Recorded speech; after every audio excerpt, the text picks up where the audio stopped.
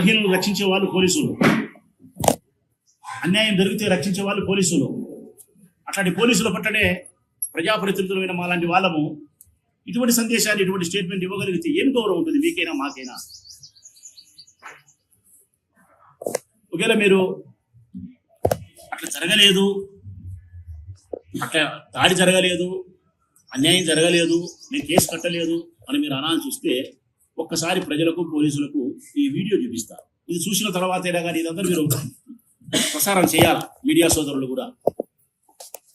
ఇది చూసిన తర్వాత అయినా పోలీసులు చెప్పమనండి, దాడి జరిగిందా, జరగలేదా, దౌర్జన్యం చేసినారా లేదా, పంచాయతీ కార్యాలయానికి పోయినారా పోలేదా, రాళ్ళు వేసినారా వేయలేదా.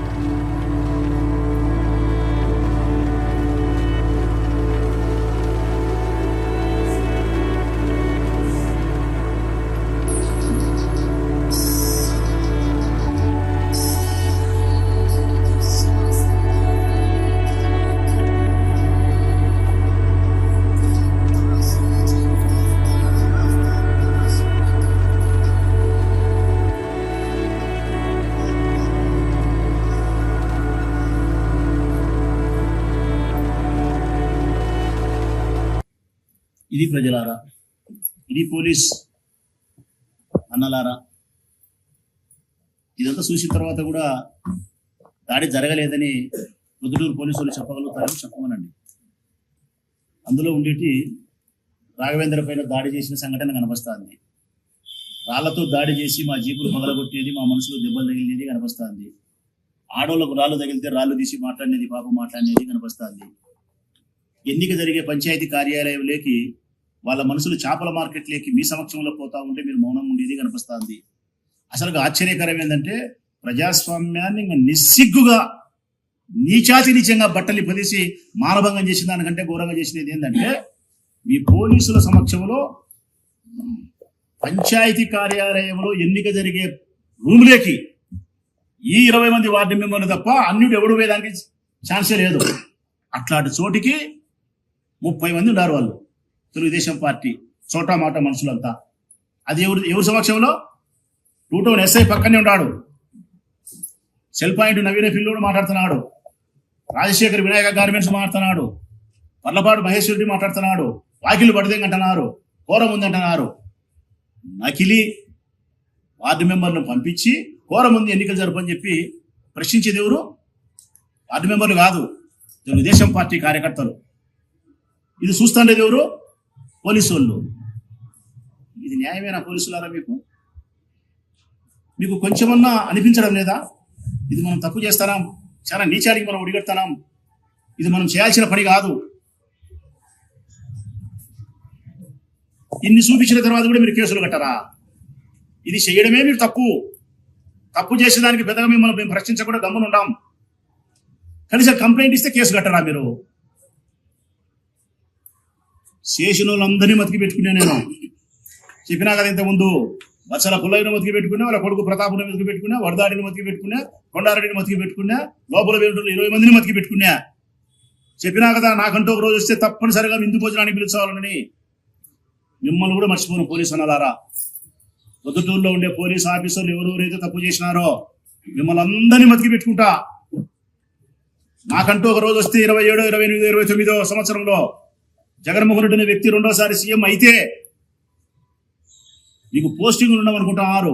కాదు, ఆ టైపు మనిషిని కాదు నేను. ఈ ఊర్లో ఉద్యోగం వేరు, వేరే చోట పోస్టింగ్ వేరు, వాళ్ళ అధికారం వచ్చే అంతకంటే పీకేదే ఉందనుకుంటున్నారేమో. కాదన్న, అటు చేయను. ఈ దాడికి కారణం వరదరాజిరెడ్డి, వరదాడి కుమారుడు, బచ్చల పుల్లయ్య, ప్రతాప్ వీళ్ళందరూ తెలుగుదేశం వాళ్ళు అయితే వీళ్ళకి సహకారాన్ని అందించినది, ప్రోత్సాహాన్ని అందించినది మీరు కాబట్టి మీ పైన కేసులు పెట్టాలా? మిమ్మల్ని ముద్దాయిలు చేస్తా. నాకంటూ ఒక రోజు వస్తే ఈ రోజు జరిగిన సంఘటనకు మీరు ఎవరెవరైతే ఈ రోజు ప్రేక్షక పాత్ర పోయించి వాళ్ళకి సహకరించి మమ్మల్ని కొట్టించినారో మీరంతా ముద్దాయిలు అవుతారు. రేపొద్దున FIR లో నమోదవుతారు. ఎందుకు కాకుండా పోతారు మీరు ముద్దాయిలు? చట్టం అందరికీ సమానమే కదా. సమాజంలోని పౌరులకు, పోలీసులకు అందరికీ సమానమే చట్టం. తప్పు చేస్తే మీరైనా ముద్దాయిలే, తప్పు చేస్తే రాజకీయ నాయకులైన ముద్దాయిలే, పౌరులైన సమానమే. మీరు తప్పు చేసినారు, మమ్మల్ని కొట్టించదని మీరు కారణం వినారు. మీ సమస్యలు కొట్టాలి, మమ్మల్ని సంరక్షించలే. తప్పనిసరిగా మిమ్మల్ని చట్ట ప్రకారం శిక్షించే రోజు వచ్చినప్పుడు మిమ్మల్ని తప్పకుండా ముద్దాయిలు చేస్తా. మీ మీద విచారణ చేపట్టే కార్యక్రమం చేస్తా. మీ ఉద్యోగాలు తొలగించే ప్రయత్నం చేస్తా.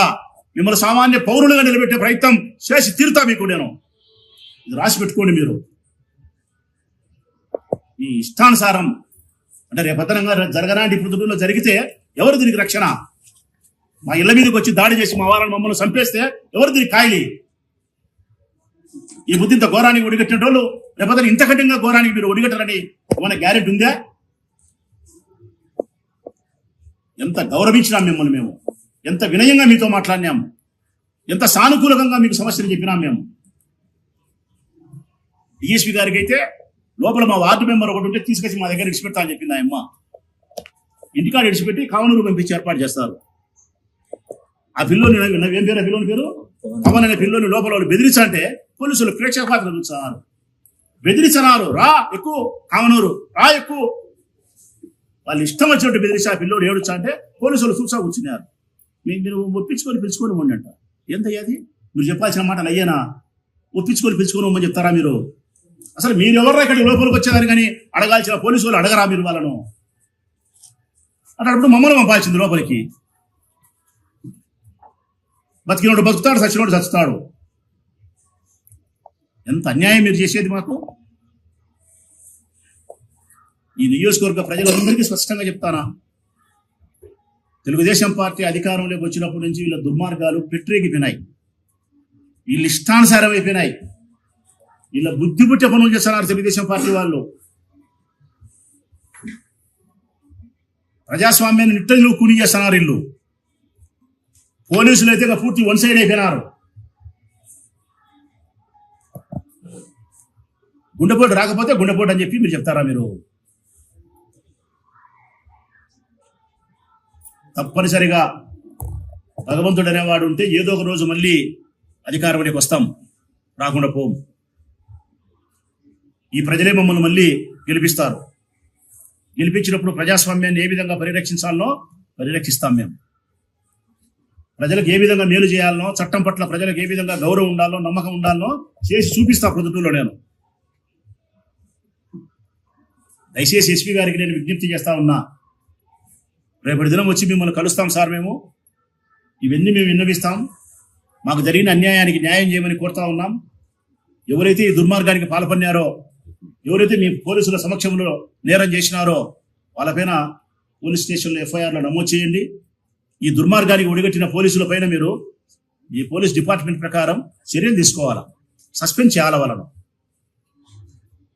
అసలు ఎన్నిక జరిగే హాల్లోకి 30 మంది దూరి మాట్లాడుతుంటే 221 ఎస్ఐ సిఐ అందరూ సిఐలు ఉండారు, ఎస్ఐలు ఉండారా ముద్రకు సంబంధించిన వాళ్ళు. ఎస్ఐ దాంట్లో వీడియోలు అయితే స్పష్టంగా కనిపిస్తున్నాడు ఆయన ఎస్ఐ గారు. ఎందుకు వీళ్ళని సస్పెండ్ చేయరు? ఎందుకు వీళ్ళ మీద చట్టపరమైనటువంటి శాఖాపరమైన చర్యలు తీసుకోరు? అంటే తెలుగుదేశం పార్టీకి అనుకూలంగా ఎంత దుర్మార్గం చేసినా కానీ వాళ్ళకి సస్పెన్షన్లు ఉండవు, కితాబులు ఉంటాయా? మమ్మల్ని రాళ్లతో కొట్టి చంపినా కానీ వాళ్ళని ఏమన్నారా? ఇది ఊరా వల్లకాడా? ఇది ఊరా వల్లకాడా? ఇది ఆడోళ్ళ మీద దాడులు తెచ్చే కూడా మీరు ప్రేక్షక పాత్ర వహిస్తారా? రేపొద్దున మా ఆడోళ్ళని బజార్లకి ఈడ్చుకొని పోయి శైలాన్ని పనులు చేసే కూడా మీరు చూసేటోళ్ళే కదా, మీరు చూసేటోళ్ళే. మీరు అన్యాయం, చాలా అన్యాయం. పోలీసులు అన్నలారా స్పందించండి ఇప్పటికైనా కానీ. ధర్మంగా న్యాయంగా ఉండండి, న్యాయాన్ని కాపాడండి, ధర్మాన్ని రక్షించండి, బలహీనుల పట్ల నిలబడండి. తప్పు చేస్తే ఎవరైనా శిక్షించండి. దయచేసి